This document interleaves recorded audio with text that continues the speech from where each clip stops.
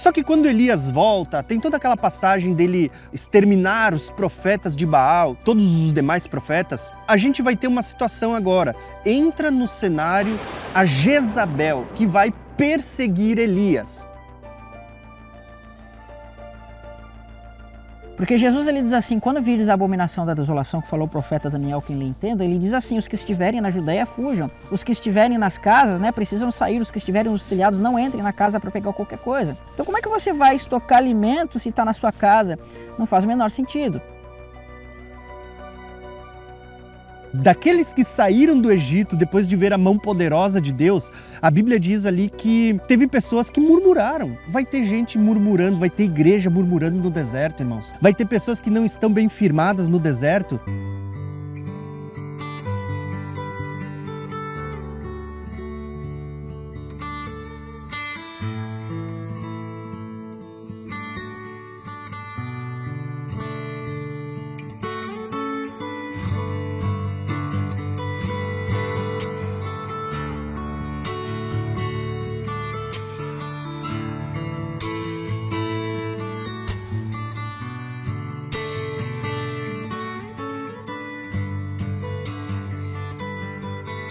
Paz de Cristo, meus irmãos, mais uma vez aqui pelo canal Reino de Deus e canal Graça e Conhecimento. A gente vai trazer um vídeo aqui muito interessante para vocês, irmãos, que muitas pessoas têm perguntado para nós sobre a questão do deserto, se isso é literal, se isso é espiritual. Então a gente achou a necessidade de estarmos trazendo aqui para os irmãos, para que os irmãos possam compreender um pouco melhor sobre esse tema. Então quando a gente fala de deserto, a gente sabe que a Bíblia ela tem um contexto muito amplo no que diz respeito às profecias, principalmente relacionadas ao tempo do fim. Em todas as Escrituras, como a gente vai demonstrar hoje aqui, existe uma figura, uma tipologia apontando para o tempo do fim conectada a esse assunto do deserto, né? Então a gente vai tentar ler algumas passagens, a gente vai falar um pouco de algumas figuras e mostrando como isso está reservado para a igreja antes da vinda de Jesus. Então a gente pode perceber que na Escritura, muitas vezes Deus fala da questão do deserto. O próprio Jesus, quando ele foi tentado por Satanás, a gente vê que ele ficou 40 dias e 40 noites e foi tentado por Satanás. Então na verdade o deserto ele representa esta questão da tentação. Por quê? Porque é o lugar onde a pessoa ela vai estar sozinha com Deus. É quase aquilo que Jesus fala, né? Que quando nós oramos, nós devemos estar no nosso quarto, sozinho com o nosso Pai. Então nós percebemos que basicamente era o que Cristo fez. Ele esteve no deserto sozinho com o Pai. Porque o deserto é o lugar onde a pessoa ela vai estar com Deus, onde vai haver a provisão da parte do Senhor. Então nós vamos tentar entender isso. Eu vou ler o primeiro texto aqui, irmão. Vamos ler aqui em Apocalipse capítulo 12, verso 6. É um texto que a gente utiliza muito no canal dos irmãos, que diz assim: A mulher, porém, fugiu para o deserto, onde lhe havia Deus preparado lugar para que nele sustentasse durante 1260 dias. Nessa primeira parte de Apocalipse 12, a gente tem essa expressão. Apocalipse, lá pelo versículo 14 em diante, ele vai voltar a falar da mulher e ele também vai reforçar a mesma ideia que o Israel leu, né? Ele vai dizer assim, que quando o dragão viu que havia sido lançado à terra, ele começou a perseguir a mulher que dera à luz um menino. E foram dadas à mulher 2 asas como de grande águia, para que ela pudesse voar para um lugar. E esse lugar é que a gente vai falar hoje, né? Que lhe havia sido preparado no deserto, onde seria sustentada durante um tempo, tempos e metade de um tempo fora do alcance da serpente. Então vê que tanto o texto que o Israel leu no início do capítulo 12, como esse que eu estou lendo mais para o final, os dois estão apontando para um deserto. Então a gente percebe que aqui existe essa questão clara do deserto. Então muitas pessoas, irmãos, têm mandado mensagem para mim dizendo que não, nós vamos ter que fugir para um deserto literal e que vai existir de fato um deserto onde as pessoas vão. Outras vão dizer, não, isso é apenas espiritual. Outras nem sequer sabem que isso existe, tá? Então a gente vai tentar abordar um pouquinho desse assunto aqui. Eu sei que muitas pessoas têm, quando se trata da escatologia, quando se trata da questão do fim, elas têm esse entendimento, né, do que seria esse deserto. Então a gente vai falar sobre isso aqui agora. Então a gente pode perceber aqui que existem algumas coisas importantes, tá? Que é justamente a mulher, ela foge para o deserto. Isto, irmãos, naquele contexto é uma relação com a questão dos últimos dias. É uma relação com a questão do fim. Por quê?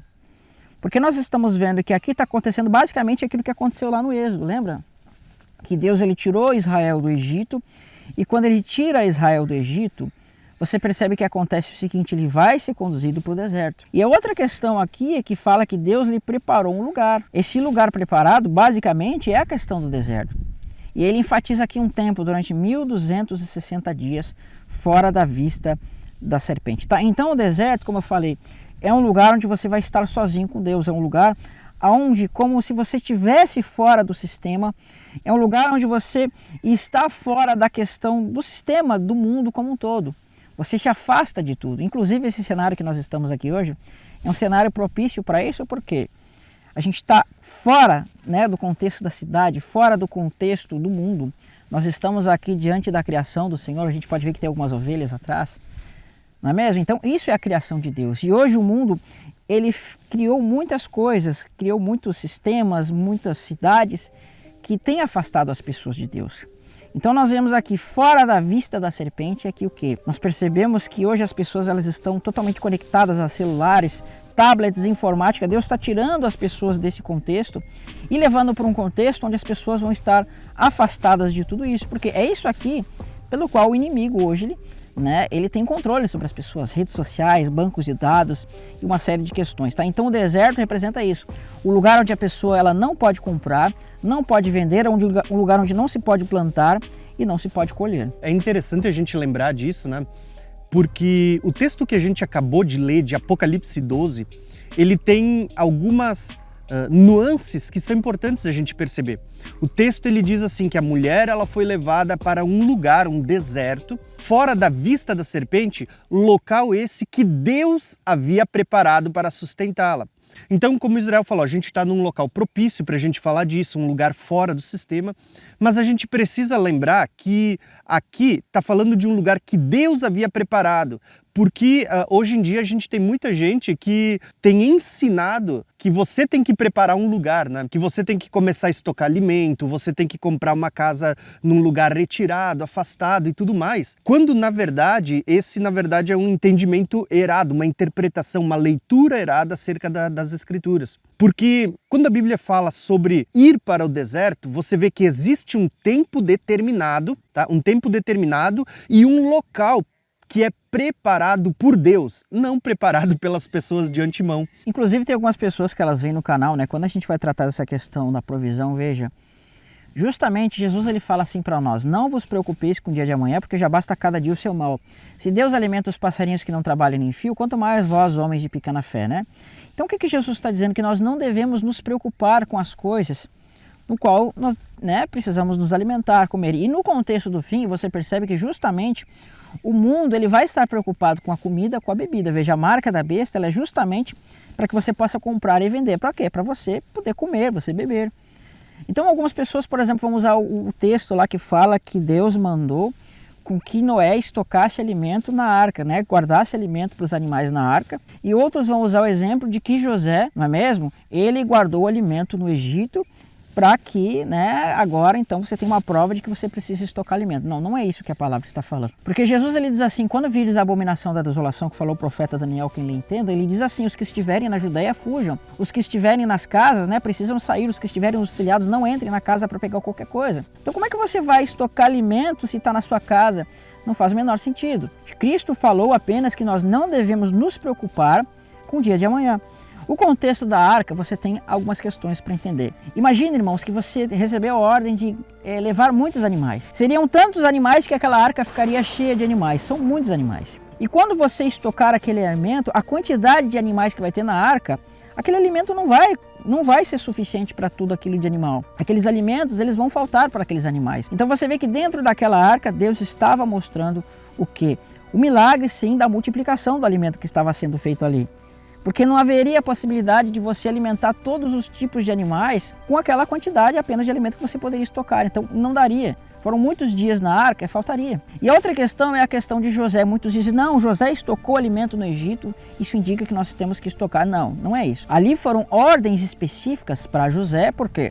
Porque Deus quis fazer com que o mundo passasse dificuldade, Deus quis fazer com que o mundo, naquele contexto, passasse fome, mas nós percebemos que José era aquele que ia né, alimentar aquele mundo antigo. Por quê? Porque Deus estava fazendo uma figura de Cristo, que hoje nos alimenta. Então, Deus quis colocar todas as nações debaixo dos pés de José.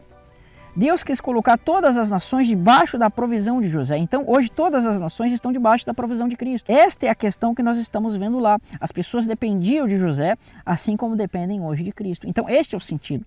Não há nenhuma ordem para você ficar estocando alimento para a grande tribulação. Isso é perda de tempo e falta de fé. Então aqui a gente vai ter uma questão que eu acho que ela conecta com o que você está falando, né? Perfeito. Quando a gente olha para as figuras no Velho Testamento, nós temos sim figuras que elas vão apontar para essa ida para o deserto e esse cuidado, essa dependência que a igreja, o povo de Deus vai ter para com Deus, né? A dependência de Deus, né? Diferente de José, como o caso que o irmão citou, aonde lá a figura do faraó não é uma figura do anticristo, né? Era um faraó bonzinho que estava do lado de José, né? Uma figura do próprio Deus. Uma figura... E José é uma figura do próprio Cristo. É isso aí, né? Então assim, ó, diferente, quando você vai para a situação de Moisés, nós vamos ter agora sim uma mudança no império faraônico, né? Nos faraós, e aqui sim você vai ter então agora uma figura de um anticristo, né? A figura de um faraó que está apontando para um anticristo no tempo do fim. E aí Deus levanta um libertador, Moisés. E você vê que Deus ele vai levantar duas pessoas nesse momento, Moisés e Arão, como sendo figura de duas testemunhas. E essas duas testemunhas vão fazer sinais. Inclusive Apocalipse vai falar das duas testemunhas e ao citar um exemplo ela vai falar daqueles que vão fazer sinais, água transformar-se em sangue, quantas pragas quiser. Então você vê em Moisés tipificado a figura das duas testemunhas, Moisés e Arão. E quando termina de ter aquela libertação, o povo é conduzido para o deserto, você vê que Moisés, ao atravessar o mar, ele canta o cântico, né, que é conhecido como o Cântico de Moisés, que também vai aparecer em Apocalipse, o Cântico de Moisés. E no Cântico de Moisés, ele está relatando as coisas que Deus fez no passado, como Deus trouxe um livramento no passado, tirando o povo com mão poderosa e o conduzindo como conduzisse como com asas de águia, né? E o que a gente vê aqui? Aquela conexão, aquele link que conecta Apocalipse 12, a mulher sendo levada para o deserto com duas asas de águia, né? Com a saída do Egito, onde Deus levanta duas testemunhas e tira o povo do Egito fazendo prodígios, sinais, né, pragas. Você vê como se Deus estivesse tirando com duas asas de águia e conduzindo na direção do deserto. Então aqui sim nós vamos ter uma figura que ela está conectada, né, com Apocalipse 12, com essa ida para o deserto. E aí a gente pode ver realmente a figura que o Israel comentou, que é aquela figura de uma providência, né, de uma dependência de Deus. Porque no deserto o povo vai depender daquilo que Deus manda do alto. Água que sai da rocha, maná que cai do céu, uma providência de Deus. E aqui eu vejo como será a ida da igreja para o deserto. Não é por aquilo que a gente pode estocar, não é a gente guardando provisão.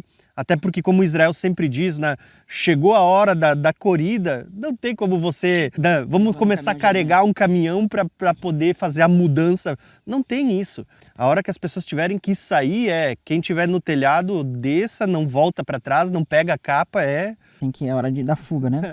Inclusive queres, hoje, né, existem muitas pessoas na internet aí fazendo cursos de como é que você vai estocar alimento na grande tribulação, treinamento de estoque para a grande tribulação. Então é perda de tempo, porque a Bíblia fala que é o Senhor que vai levar a mulher para o deserto e lá no deserto Ele vai lhe preparar o sustento. E como é que as pessoas eram sustentadas no deserto lá, irmão? Não era com maná? Então veja, aquilo que aconteceu lá no passado, irmãos, aquilo que aconteceu lá no tempo de Êxodo, vai voltar a acontecer no futuro. Não sei se é exatamente igual, mas como nós vimos lá o maná caindo do céu, nós vamos ver o Senhor provendo nos últimos dias. Nós não vimos a água da rocha que dava no deserto, porque Deus vai fazer a mesma coisa. Então as pessoas hoje elas estão preocupadas em estocar o seu alimento para a grande tribulação, mas esquecem da provisão de Deus. Irmãos, isso é o quê? É você não exercitar a sua fé, você ficar aí confiando na sua própria mão. Mas é a mão do Senhor que vai prover. Tanto que as pessoas no deserto, elas estavam confiando em si mesmas, elas diziam, nossa, Será que nós vamos morrer de sede? Será que nós vamos morrer de fome? E lá em Deuteronômio capítulo 32, se eu não me engano, vai dizer que Deus fez com que eles passassem fome e sede para humilhar eles, para ver o que estava no coração deles. Então as pessoas elas querem prover com a sua própria mão, sendo que a palavra diz que é Deus que vai sustentar. E olha só uma coisa que é interessante, tá? Antes da gente partir para a próxima figura que o Israel vai ler agora, em Moisés nós temos uma coisa que eu fico pensando que vai ser glorioso, vai ser tremendo demais, no período dessa ida para o deserto, desse lugar afastado do sistema, né? Que é a questão da intervenção divina no meio do povo. Porque pensa só, quando o Moisés ele vai em direção ao Egito, a Bíblia diz assim, ó, que tinha, quando ele sai do Egito, ele vai para o deserto, tinha coluna de fogo. Né? Tinha coluna de fogo. A Bíblia diz que o anjo do Senhor acompanhava o povo, certo? Uma nuvem que acompanhava eles. E aí eu fico pensando, porque quando nós vamos ver daqui a pouco na figura de Elias, que é outra figura das duas testemunhas que Israel vai ler, nós vamos ver essa mesma figura, anjos acompanhando no deserto.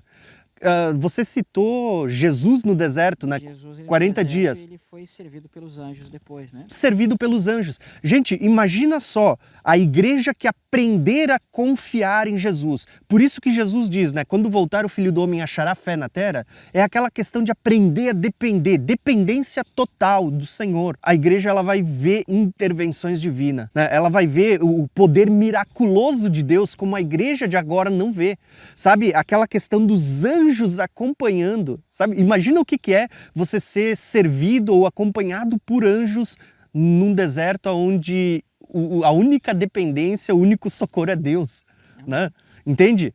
Então olha só, agora o Israel vai falar sobre outra figura das duas testemunhas e também conectada ao deserto, né? Então olha que interessante, lá em 1 Reis, capítulo 17, a partir do primeiro verso, claro que você pode ler o contexto todo, a gente não vai conseguir ler todo aqui a princípio, mas você pode ler aqui, depois você vai entender. Aqui você vê um exemplo, né, da provisão de Deus, porque diz assim, isso está no verso 1. Então Elias, tesbita, dos moradores de Gileade, disse a Acabe, tão certo como vive o Senhor, Deus de Israel, perante cuja face estou, nem orvalho nem chuva haverá nestes anos, segundo a minha palavra. Então Elias ele estava trazendo uma ordem, ele fez uma oração de que não haveria chuva em Israel. E o que isso significa? Que Deus ele estava fechando o céu para que a chuva não caísse. Se não tem chuva, o que nós não temos? Colheita. Nós temos literalmente uma seca na terra. Nós estamos vendo literalmente uma fome que está acontecendo na terra. Porém, para Elias vai dizer o seguinte, veio-lhe, porém, a palavra do Senhor dizendo, retira-te daqui, vai para o lado oriental, esconde junto ao rio a torrente de Querite, fronteira ao Jordão. Beberás da torrente e eu ordenarei aos corvos que ali mesmo te sustentem. Foi, pois, e fez segundo a palavra do Senhor, retirou e habitou junto à torrente de Queribe, na fronteira do Jordão. E os corvos lhe traziam pela manhã pão e carne, como também pão e carne ao anoitecer, e bebia da torrente. Então aqui a gente tem algumas figuras, olha que interessante. No deserto, Deus fez com que viesse, né, o pão do céu, que era o maná. Elias está sendo alimentado com o pão que vem dos corvos. É uma figura do pão que vem do céu, porque é os corvos que trazem. Ele foi alimentado com carne, uma relação com o corpo de Cristo.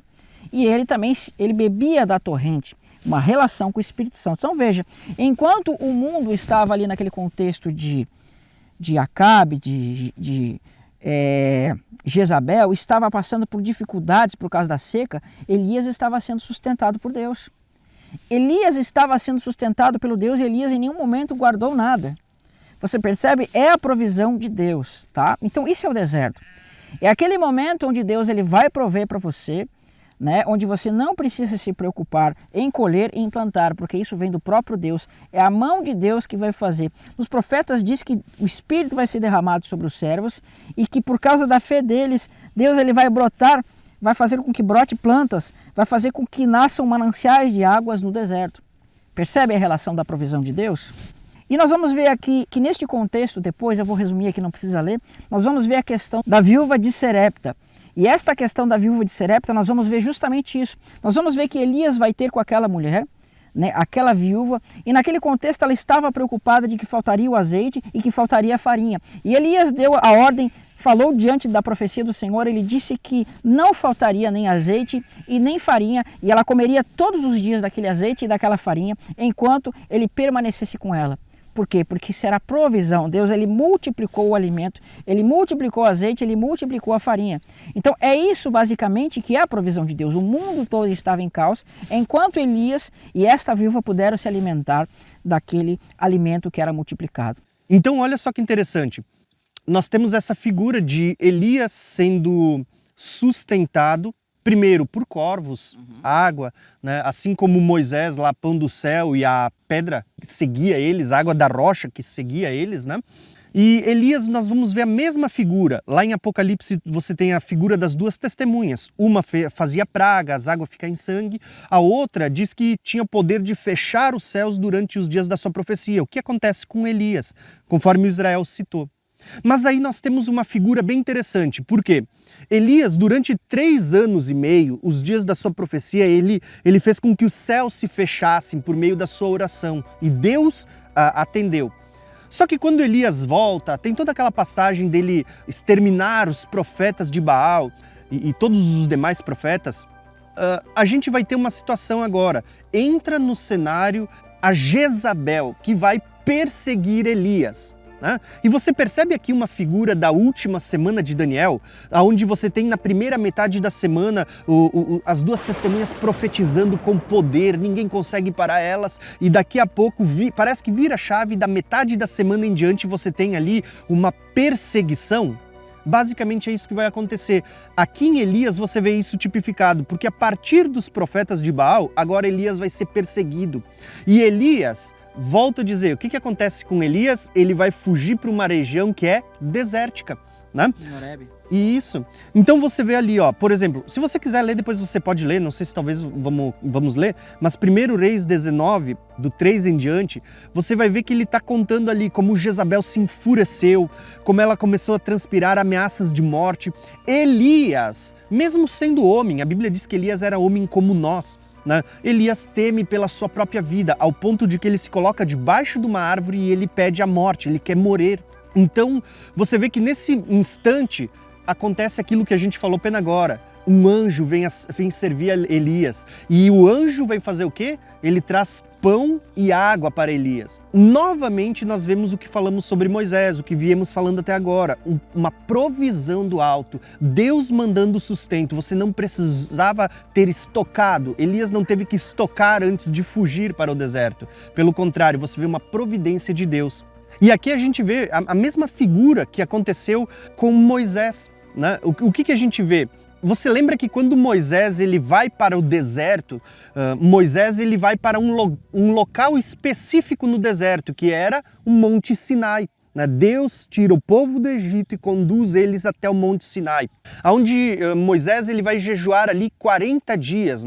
Ele sobe o Monte Sinai, ele fica lá 40 dias jejuando. A mesma figura de Jesus quando vai para o deserto, 40 dias. E você vê que aqui em Elias a mesma coisa. Elias vai para o deserto e ele parece que ele vai jejuar, ele fica ali 40 dias. Ele, com aquele alimento ele anda 40 dias e olha aqui, coincidência. Jesus ele vai jejuar durante 40 dias e 40 noites, né? 40 dias e 40 noites. E aí você vê que Elias, quando ele vai para o deserto, ele vai para o mesmo lugar que Moisés quando ele vai para o deserto, para o Monte Sinai.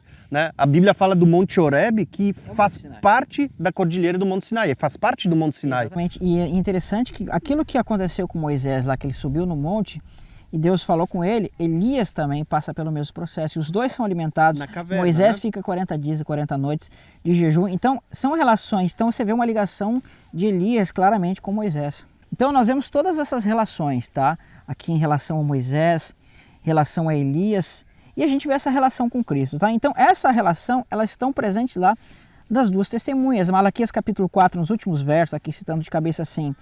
Vai dizer mais ou menos assim, atentai-vos para Moisés, meu servo, o qual vos deu a lei, em Horebe, para todo Israel, para que cumprais os meus mandamentos. Depois a gente vai falar, nos últimos dias, enviarei o profeta Elias antes que venha o grande e poderoso dia do Senhor, para que eu não venha e fira a terra com maldição, porque ele vai converter o coração dos pais aos filhos. Então, mais uma vez, essa relação de Moisés com Elias, inclusive a gente vê onde? No Monte da Transfiguração, nós vemos Moisés e Elias. Por quê? Porque Deus tem essa relação de Moisés com Elias. Os avivamentos que existiram apontam para Elias.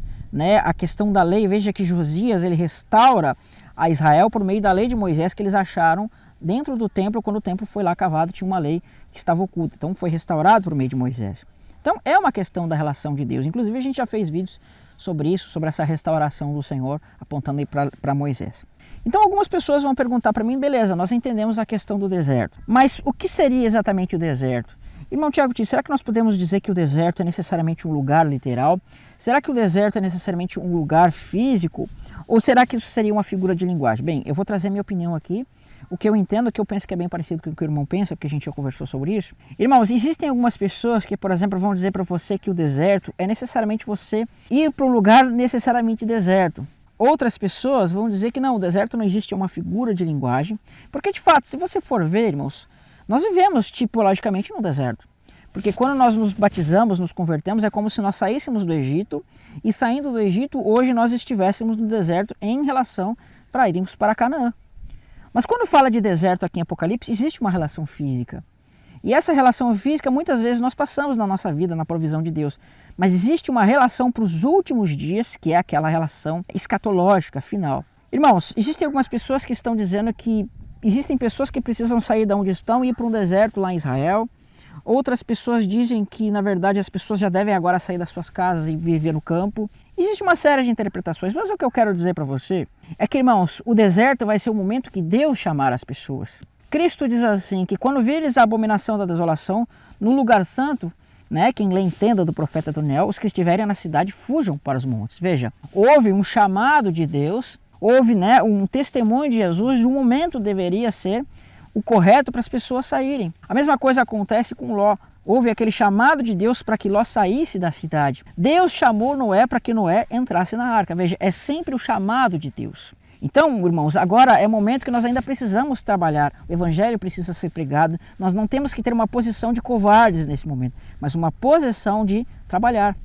Seria muito fácil nós irmos para o meio do mato, para o meio do campo e ficarmos escondidos tocando alimento e os nossos irmãos perecendo, as pessoas não recebendo o evangelho. Então não é momento ainda de você querer fugir. Porém vai haver um momento que isso vai ser necessário. Então eu quero dizer para você que eu quero olhar os exemplos dos homens do passado. O que foi deserto para eles? Não querendo te cortar, Israel, mas já que a gente está falando de Elias, olha só, eu vejo uma nuvem do tamanho da mão de um homem. Tá vendo? Brincadeiras à parte, vamos terminar a gravação logo porque eu vejo que vai chover. Então, olha que interessante o que foi deserto para as pessoas no passado, chamados heróis da fé aqui, de Hebreus capítulo 11. Verso 36 diz assim: outros, por sua vez, passaram pela prova de escárnios, açoites, sim, algemas e até prisões, tá? Algumas pessoas passaram por isso. Outros, por conseguinte, disseram assim: foram apedrejados, provados, cerrados pelo meio, mortos a fio da espada, e andaram peregrinos vestidos de pele, de ovelhas e de cabras, necessitados, afligidos e maltratados. Relação até com João Batista, Elias, os profetas de Deus, aqueles que tinham fé. Aí diz assim: homens dos quais o mundo não era digno, errantes pelos desertos, pelos montes, pelas covas, pelos antros, que são tocas. Tá vendo? Essas pessoas, nesses momentos de dificuldade, eles estavam em deserto, realmente. Mas também estavam onde? Nos montes. Jesus fala: quando vires a abominação da desolação, fujam para os montes. Lá em Mateus 24 vai ser dito para as pessoas fugir para os montes. Em Isaías capítulo 15 para 16, ali mais ou menos no 16, nós vamos ver que Deus manda que os desterrados de Israel se escondessem aonde? Em Moabe, região montanhosa. Isso significa o quê? Eles se escondendo da perseguição, se escondendo no momento correto, quando fala lá que o dominador estava dominando, destruindo sobre a terra. Ô Jane! Ô Jane! Jane! Pede pro cachorro parar de latir!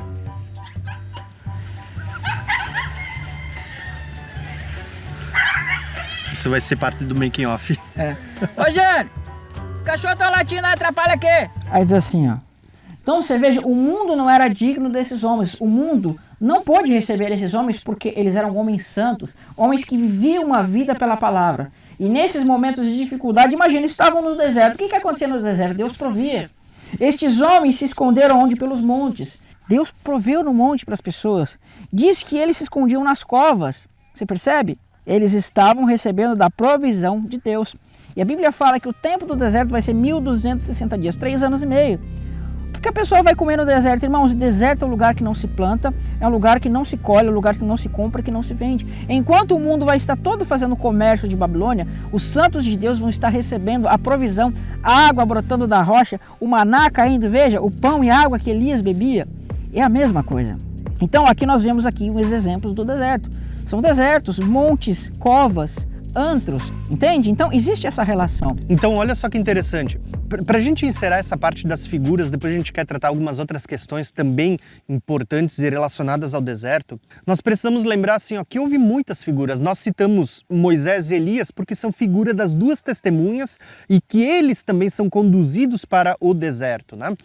Mas a gente poderia falar de muitas passagens, como por exemplo, o próprio João Batista, que ele é chamado de a voz do que clama no deserto. Por quê? Porque você vê que João Batista era descendente, né, de sacerdote. O seu pai, Zacarias, oficiava no templo. Mas pouco antes da vinda de Jesus, da primeira vinda, a gente percebe pela história que houve uma migração dos sacerdotes que serviam no templo e muitos sacerdotes estavam descontentes com a corrupção generalizada que tinha no templo, que eles saem dos templos e eles vão para lugares desertos. Tanto que se hoje você vai para Israel, lá você tem Qumran, que era um local onde muitos desses sacerdotes e escribas que não concordavam com muitas coisas, eles se retiraram para esse local desértico, né, próximo ali ao Mar Morto, aonde eles se retiravam para se consagrar, para se purificar, para transcrever as escrituras, né? Por isso que hoje a gente tem os pergaminhos do Mar Morto, né, os pergaminhos de Qumran, e ali você vê que tinha muitos mikves, que eram aqueles... Os batismos. Os banhos de purificação, porque eles focaram muito nessa purificação, aguardando, porque eles entendiam que era o tempo próximo à vinda do Messias. Embora talvez eles tivessem uma visão um pouco distorcida, eles esperavam um líder político, religioso, mas o conceito por trás disso é, eles vão para um deserto porque eles estão aguardando a vinda do Messias, né, do Cristo, que viria para libertar. E é interessante porque você vê que João Batista, ele é associado a esse movimento, né? Não há nenhuma comprovação cabal, mas ele é associado, porque João Batista, ele era de uma descendência sacerdotal, mas ele vai para o deserto. No deserto, você vê que ele come gafanhotos, mel silvestre, se veste de pano de saco, que vai apontar para jejum e tudo mais. Mas nós vemos que aqui tá vindo de novo uma figura de Elias, né? João é uma figura de Elias, ou no espírito de Elias, preparando o caminho para o Senhor. E aonde que João se encontra enquanto ele está fazendo isso e até a vinda de Cristo, o Messias? No deserto. Entende? Então a gente tem várias figuras que estão mostrando isso. E no tempo do fim, nós temos um tempo de grande apostasia, né? Mas nós também temos um tempo de grande avivamento para muitas pessoas, aonde você vai ver que Deus vai levantar uma geração de João Batistas, vozes clamando no deserto, preparando o caminho para a segunda vinda do Senhor. Então a gente tem várias figuras, né? Uma última, bem breve, a gente tem a figura de Estevão e de Felipe. Né? O que é Estevão? Estevão e Filipe, eles são ali basicamente uma figura das duas testemunhas. A gente já falou isso aqui no canal antes, né? Por exemplo, são levantados 7 diáconos, dos 7 igrejas, né? Mas 2 delas, Esmirna e Filadélfia, são as que são irrepreensíveis. Uma figura dos 7 diáconos, não estou dizendo que os outros tinham pecado, a Bíblia não fala isso, mas Estevão e Filipe são os que são lembrados, porque foram usados poderosamente. Só que você vê, Estevão, ele prega em Jerusalém e ele vai fazer sinais, prodígios, mas ele vai ser apedrejado e morto, né? Figura de tipo Moisés, que não entrou na Terra Prometida, morreu antes, ou da igreja que vai isso, e vai morrer, né? Mas do outro lado nós temos aqui Felipe, que no meio da perseguição que se levanta em Jerusalém, ele foge para Samaria, e veja que não é pecado fugir. Você vê que a igreja fugia, né? A Bíblia fala, né? Fujam para os montes. E ele vai para Samaria e ele continua pregando. E quando ele está em Samaria, pessoas estão crendo, pessoas estão sendo batizadas, derramamento do Espírito Santo. Você vê que ali aparece um anjo para ele e diz, olha, vai para o deserto de Gaza. Isso, caminho de Gaza, que era um caminho deserto, né? E veja que às vezes a gente pensa assim, ó, muitas pessoas quando a gente fala de deserto, tem uma associação de deserto com dunas de areia. né? Isso é deserto, né? Tipo o deserto do Saara, enfim, outros, né? Mas não, quando a Bíblia fala de deserto, ela está falando de lugares ermos, como foi o texto de Hebreus, né? Lugares retirados, cavernas, enfim. Ele estava falando de lugares afastados, onde não há pessoas. E para cada uma, se vocês forem olhar a história da igreja, cada um deles fugiu para lugares diferentes, que também eram desertos, eram lugares afastados e retirados. E nesse contexto, você vê que Filipe, ele vai novamente ter anjo aparecendo na história de Filipe, assim como foi com Elias, anjo trazendo comida. No caso de Moisés, o anjo do Senhor acompanhando eles.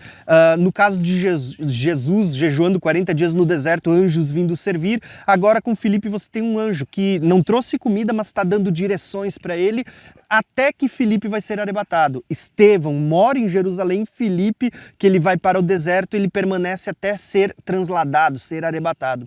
Figura da igreja sendo arrebatada. Figura da igreja, entende? Então a gente sempre tem figuras mostrando isso, que muitas pessoas vão ficar, principalmente no epicentro da grande tribulação, que eu creio que é Jerusalém. No epicentro vai ter muita gente morrendo, mas no resto do mundo vai ter muita gente sendo conduzido para fora de um sistema, para lugares ermos, afastados, retirados, e que vão permanecer vivos, assim como Filipe, até o arrebatamento da igreja. Entende? Então essa mensagem do deserto, ela está associada ao tempo do fim e ela tem figuras tremendas. Então assim, irmãos, você viu todos esses exemplos do irmão Tiago aqui, então eu quero mostrar para vocês o que pode acontecer no deserto, na verdade que acontece hoje, mas isso vai tornar a acontecer no fim. Então olha o que diz lá em 1 Coríntios, capítulo 10, a partir do verso 1, diz o seguinte para nós. Ora, irmãos, não quero que ignoreis que nossos pais estiveram todos sobre a nuvem e todos passaram pelo mar, tendo sido todos batizados assim na nuvem como no mar, com respeito a Moisés. Inclusive a gente vai trazer um estudo interessante que vai tratar desse tema aqui. Todos eles comeram de um só manjar espiritual. Veja, eles comeram do manjar lá espiritual que era o maná. Eles se alimentaram da provisão de Deus. E beberam da mesma fonte espiritual porque bebiam de uma pedra espiritual que os seguia, e essa pedra era Cristo. Você percebe o que Deus estava fazendo no deserto? Deus estava provendo por meio do maná espiritual, que é uma relação com Cristo, e daquela pedra que o seguia, que inclusive os judeus já tinham esse entendimento que a pedra seguia eles, que ela dava as águas. Aquilo é uma relação do Espírito Santo saindo da pedra, que é Cristo. Entretanto, Deus não se agradou da maioria deles, razão porque ficaram prostrados no deserto. Ora, estas coisas tornaram exemplos para nós, a fim de que não cobicemos as coisas más como eles cobiçaram. Irmãos, isso aqui acontece dia a dia com nossas vidas. Mas você precisa entender que ele também está trazendo uma relação com o fim aqui. Com as pessoas que vão para o deserto. Preste atenção. Olha o que vai acontecer com pessoas que elas vão receber a mensagem e elas de fato vão para o deserto com a igreja, mas elas não eram pessoas que estavam corretamente no Senhor. Eram pessoas que não tinham o coração no Senhor. E diz assim, ora, estas coisas tornaram exemplo para nós, a fim de que não cobicemos as coisas más. Então veja, vão haver pessoas que vão para o deserto com a igreja, mas elas vão ter o coração cobiçoso e vão querer cobiçar as coisas de Babilônia, as coisas do Egito, e essas pessoas vão tentar aqueles que estão no deserto. Não vos façais, pois, idólatras, como alguns deles, porquanto está escrito. O povo assentou-se para comer e beber e levantou-se para divertir. Como é que as pessoas vão comer e beber no fim, irmãos? Pela marca da besta. Tem pessoas que vão estar no deserto, mas vão voltar para trás porque vão sentir falta de comida. Não pratiquemos imoralidade como alguns deles fizeram e caíram num só dia 23 mil. Quem é? Nós não falamos de uma prostituta em Apocalipse, a meretriz? Ela é que é a mãe das meretrizes e comete as abominações e as prostituições e imoralidades. Então é uma relação com as pessoas se contaminarem com Babilônia. Não ponhamos o Senhor à prova, como eles fizeram, disseram, o Senhor está no nosso meio. E aí você vai ver que houve aquela tentação, aquela contenda em Mara, como alguns deles já fizeram e pereceram pelas mordiduras da serpente. Nem murmureis, como alguns deles murmuraram e foram destruídos pelo exterminador. O que é isso aqui? Pessoas no deserto reclamando, será que nós vamos morrer de sede? Será que nós vamos morrer de fome? Depois deles verem todas aquelas maravilhas do Senhor, eles reclamaram das coisas que o Senhor estava fazendo. Estas coisas lhes sobreviram como exemplos e foram escritas para a advertência nossa, sobre quem os fins dos séculos têm chegado. Eu pergunto para você, os fins dos séculos tinham chegado no tempo de Paulo? Não tinham chegado. Ele está falando para pessoas que vão estar no futuro. E ele está mostrando o que vai acontecer no deserto. É claro que você pode ter uma aplicação para os dias de hoje. Mas ele está apontando isso também para pessoas que vão estar lá no fim. Vão haver pessoas que vão murmurar, que vão tentar a Deus, que vão querer voltar para o deserto e que vão apostatar da fé, mesmo tendo chegado até o deserto. Era como aqueles fariseus que iam até o deserto e viam João Batista, mas não mudavam de vida. Então assim, irmãos, a gente está finalizando esse vídeo, mas eu espero que você possa entender um pouco do que significa deserto. Irmãos, deserto é a provisão, o principal de você entender de deserto é a provisão que o Senhor vai ter sobre nossas vidas e a provisão que Ele vai trazer sobre nós para não dependermos mais do nosso próprio braço, mas sim do seu próprio braço, ou seja, do braço de Deus. Então Deus vai fazer isso nos últimos dias sobre a igreja, porque Deus vai estar protegendo o seu povo para que hajam testemunhas vivas da vinda do Senhor, como vai dizer em Isaías, né? Que os teus atalaias venham à volta do Senhor. Então é isso que irá acontecer sim nos últimos dias. Então, irmãos, não vamos cair nesses tipos de pensamentos que ensinam que você precisa estar estocando alimento, que você precisa estar correndo para lá e para cá, guardando alimento, fazendo... Não para a grande tribulação, isso não vai acontecer. Você quer guardar alimento na sua casa para uma falta, alguma coisa, tudo bem. Agora, você ficar guardando isso para aqueles últimos dias não faz sentido, irmãos. É isso aí. Então, só para vocês entenderem, quando a gente fala de deserto, deserto é uma figura bíblica, está relacionado para um tempo específico, que é o tempo do fim. Tá? Às vezes as pessoas querem começar agora sem saber por quanto tempo elas vão querer se retirar, né? Quando a Bíblia ela fala de um tempo específico, né, que começa quando vocês virem a abominação desoladora, existem todos os sinais. Só que qual é a admoestação que a gente quer deixar ao encerrar esse vídeo? É que o deserto ele é um local onde a Bíblia diz que, de certa forma, para aqueles que creem, para aqueles que são fiéis a Jesus, é um local de provisão. É um local onde as pessoas vão realmente ver a mão poderosa do Senhor provendo. As pessoas vão ver anjos, vão ver coluna de fogo, nuvem. As pessoas vão ver Deus fazendo milagres que eu chamaria de criativos para prover para o seu povo. Mas também é um local para aqueles que não estão firmados no Senhor de provação, porque vai ter muito coração sendo provado no deserto. Sabe quando a Bíblia diz assim que daqueles que saíram do Egito depois de ver a mão poderosa de Deus, a Bíblia diz ali que teve pessoas que murmuraram. Vai ter gente murmurando, vai ter igreja murmurando no deserto, irmãos. Vai ter pessoas que não estão bem firmadas no deserto, que vão voltar e vão dizer assim, nossa, eu acho que eu vou ver essa tal marca da besta. Por quê? Porque lá no mundo eu tinha alho, eu tinha tempero, eu tinha pepino, cebolas, internet, né? Academia. Entende? Então a Bíblia ela vai mostrar para nós esse contexto. O deserto ele é um local de provisão de Deus, mas ele é um local também onde muitos corações vão ser provados diante do Senhor, aonde a gente vê muitas pessoas murmurando. Talvez até homens de coração sincero vão ter aquele desejo de morrer, porque a gente fala assim, ó, de Elias, né? Elias, um homem de Deus, um profeta de Deus, figura das duas testemunhas, mas em certa ocasião ele sente aquele desejo de morte, mas você vê o quê? Deus enviando seu anjo para consolar. Então eu entendo que deserto, diferente do que muitas pessoas elas pregam, né?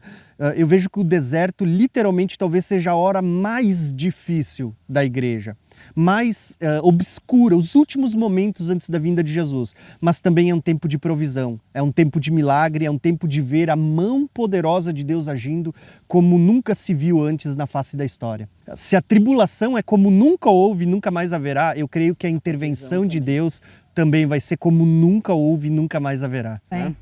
Amém, irmãos. Espero que vocês tenham sido edificados por esse vídeo, né? Se inscrevam nos nossos canais, canal Reino de Deus, canal Graça e Conhecimento, e traremos mais material para vocês assim que possível, tá bom? Até um próximo vídeo. Tchau, tchau.